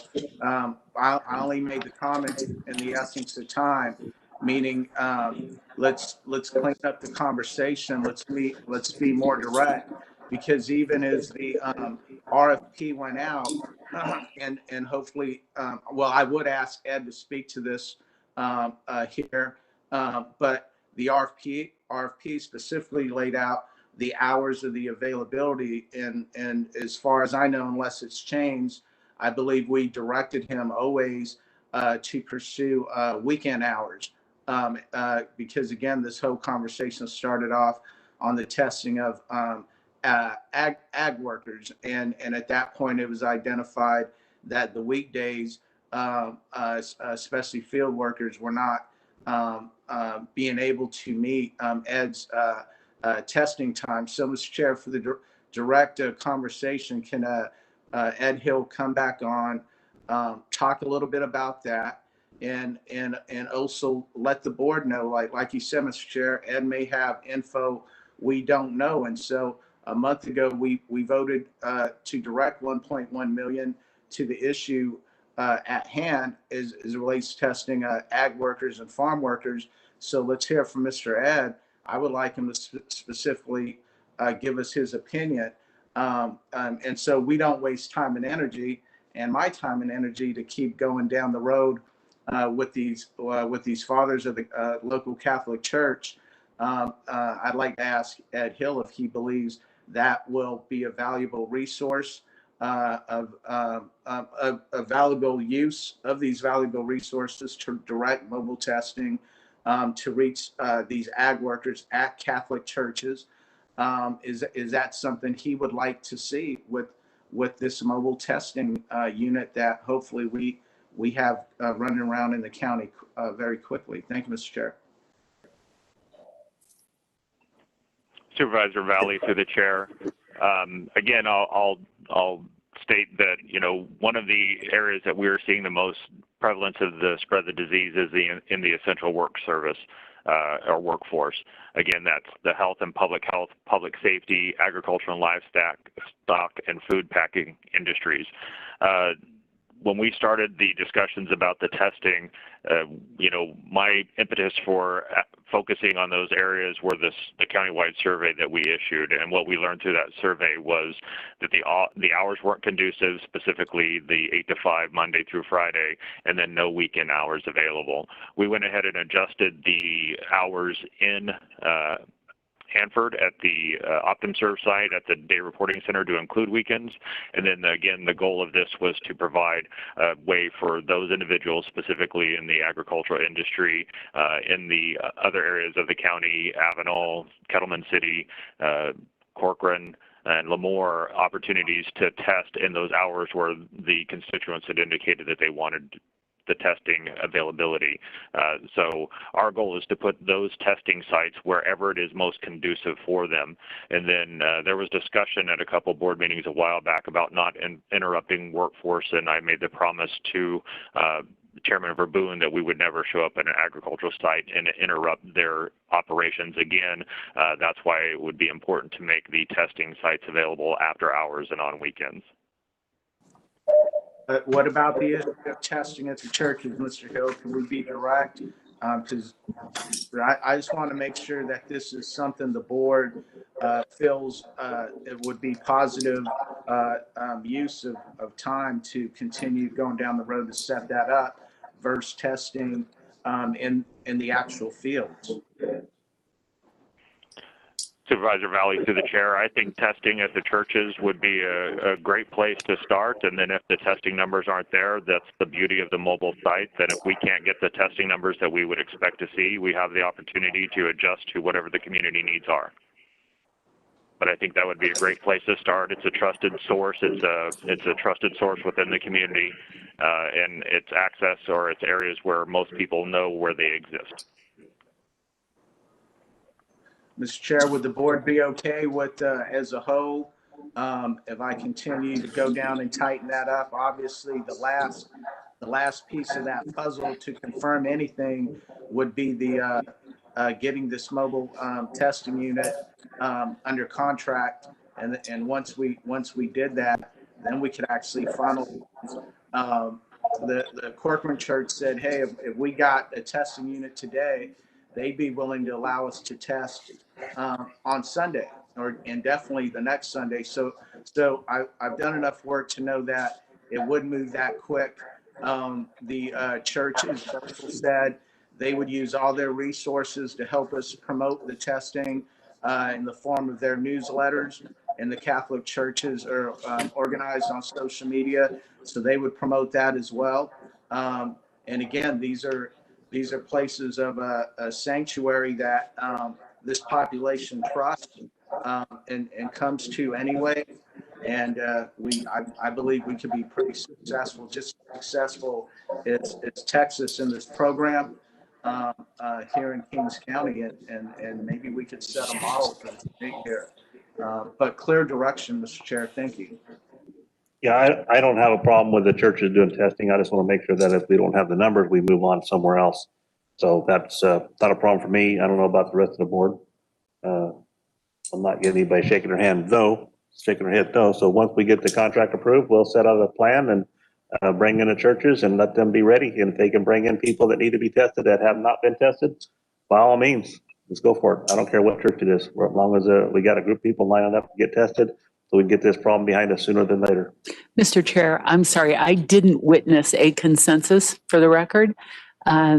It can be done by consensus. Did I understand there is no opposition to this? I didn't hear any marbles rolling around, so there was no negative or positive. But I don't know. I think we need to get the contract done first before we start making decisions how we're going to use it.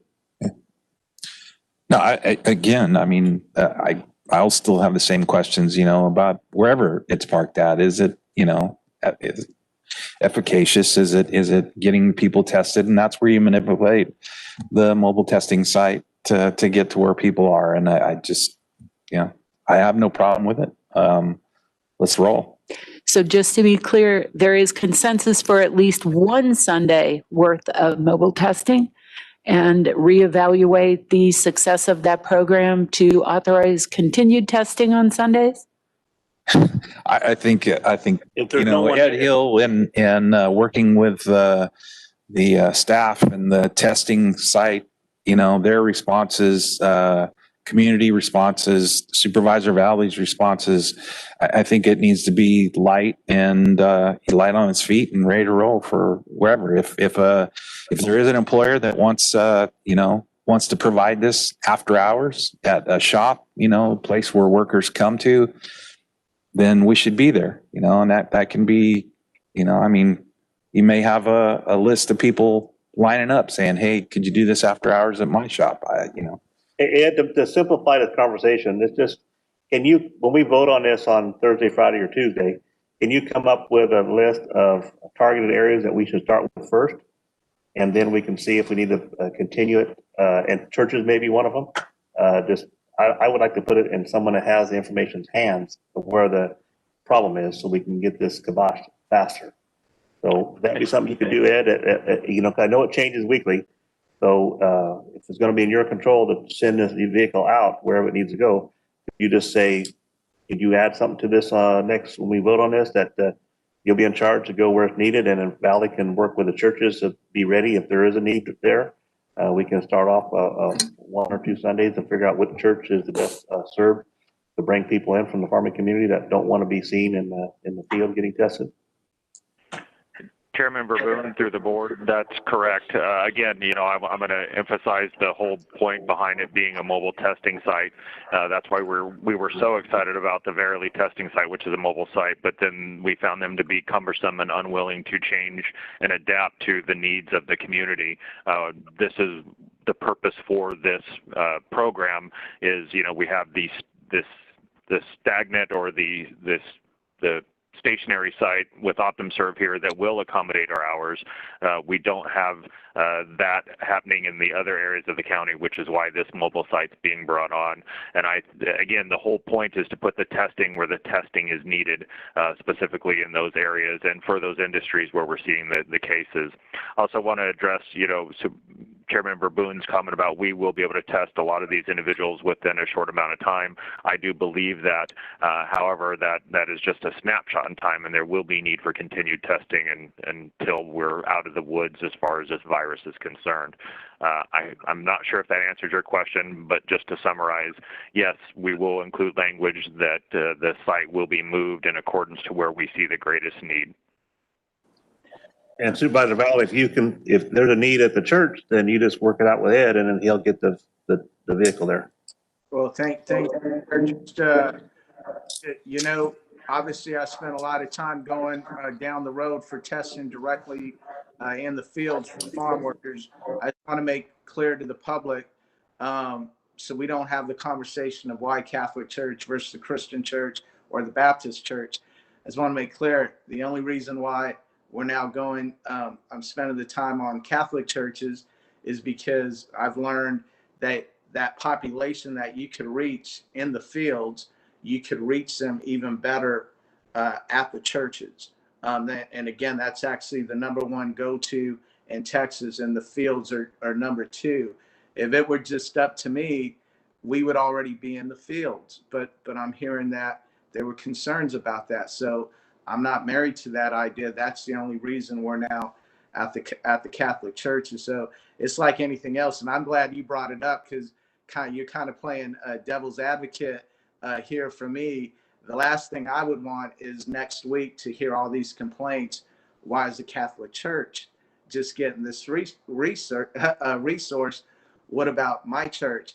And that's a headache I don't think any of the 5 of us want, and most definitely I don't. So I just want to be clear about why we're ending up at the Catholic churches now, Mr. Chair. And then also, I know you directed, or you gave authority to Sue Peterson and myself to meet with the county Farm Bureau president or executive director.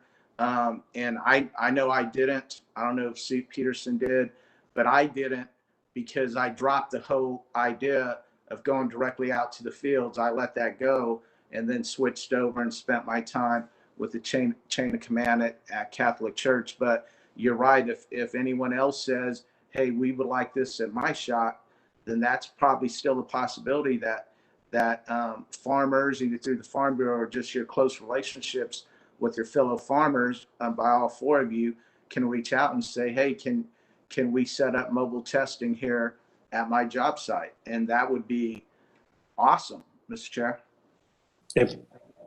Any more discussion? Mr. Chair, before you move on, thank you first of all for that additional board direction regarding the mobile testing program.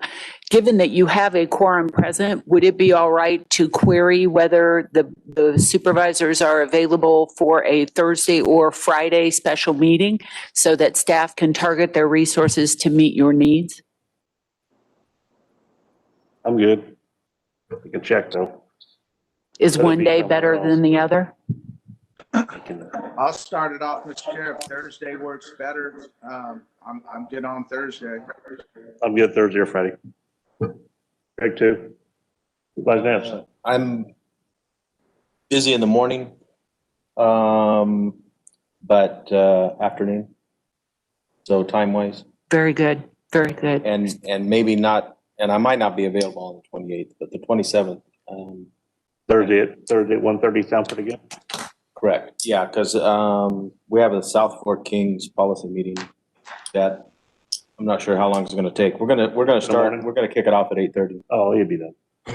So I'm thinking, and I've only put in an hour. And I'm going to ask, since Supervisor Valley made this request, he's going to buy us all lunch that day. I'll send. I'll put it on my debit card with the clerk. Take care of your lunch. And, obviously, I won't be there, but I'm happy to send it. So, Richard, how you doing? You good? Fine. Okay, 5 in favor, probably possibly 1:30 or so on Thursday. Or if it needs to be later, we'll do whatever we got to do. Okay, we'll move on, and we're going to go to administration. Actually, Supervisor Peterson, you had Lance Lippincott on the line to answer Supervisor Valley's earlier question as well. Well, who's that? Lance Lippincott is on the line to answer Supervisor Valley's earlier question. Lance, you there?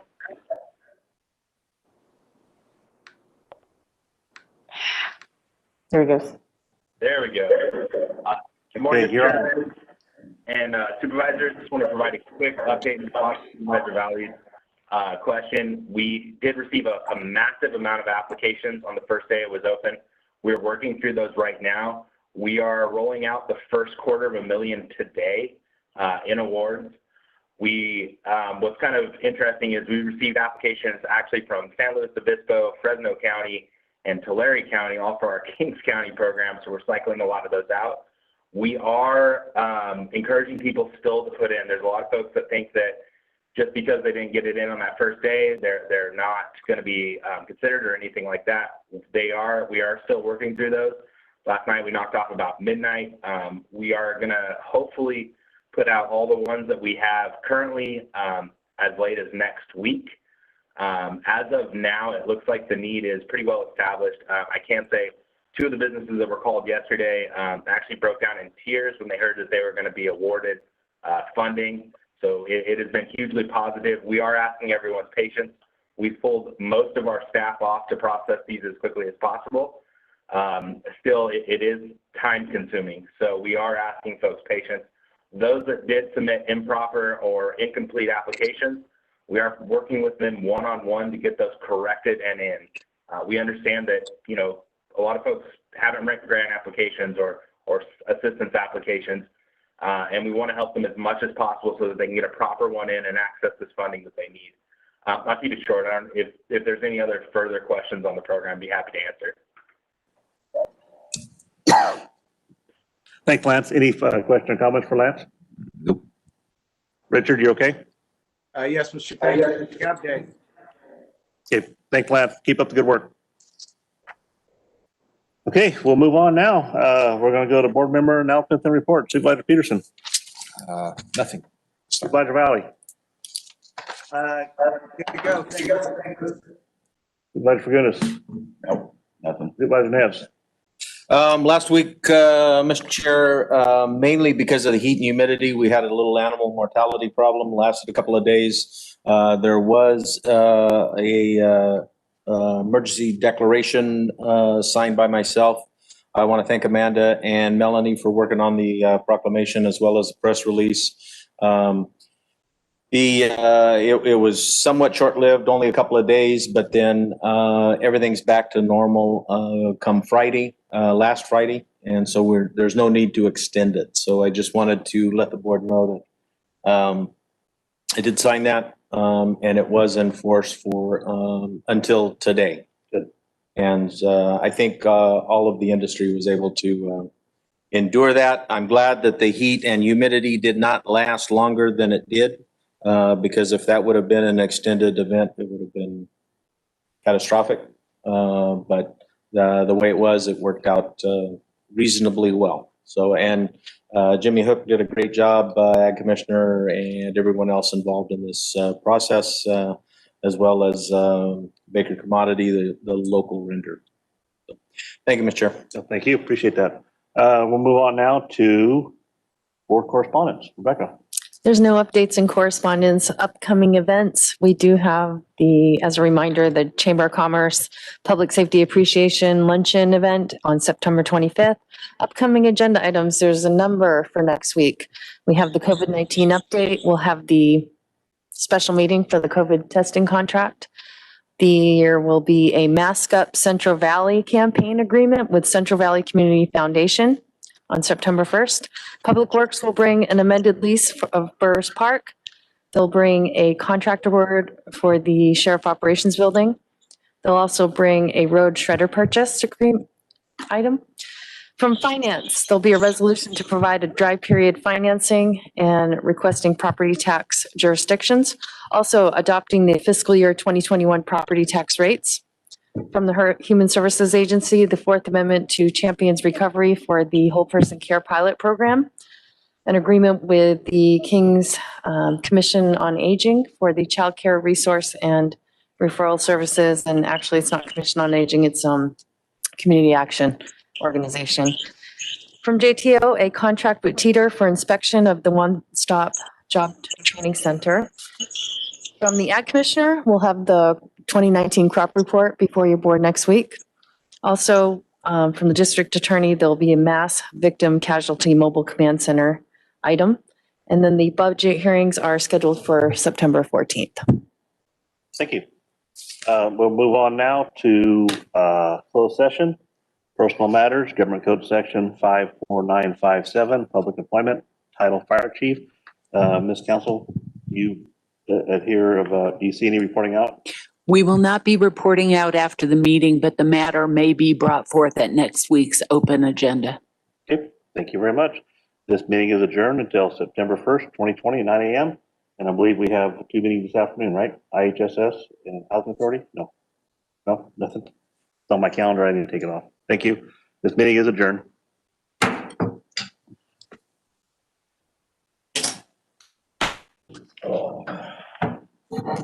Tell me what, you got, did Richard stay on, or how do you do that? Supervisor Valley, if you'll go ahead and just stay on this time, I will clear the room and then lock it down. Okay.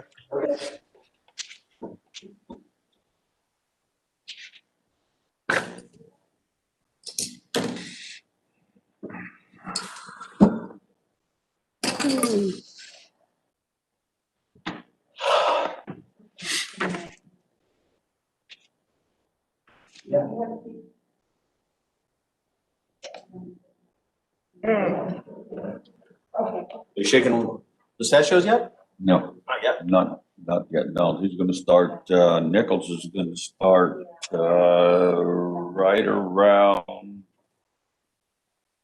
the 10th. Oh, really? So they're still a couple of weeks away. Yeah. Boy, it sure looks like the trees are turning.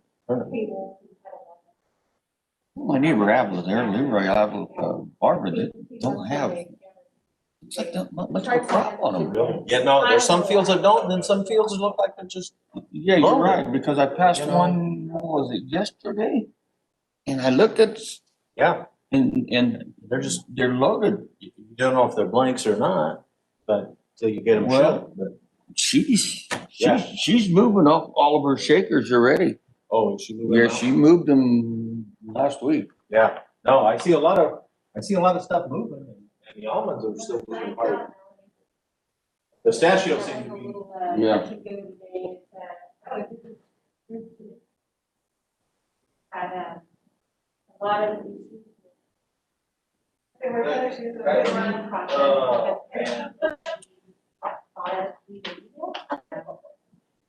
Oh, sunshine. That a promise or a threat?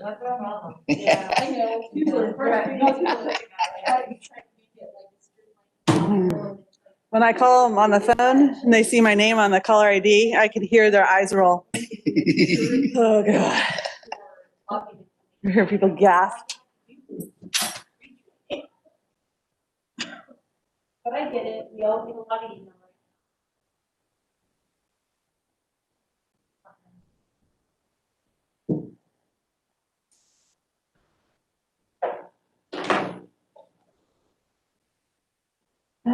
Supervisor Valley, you still on with us?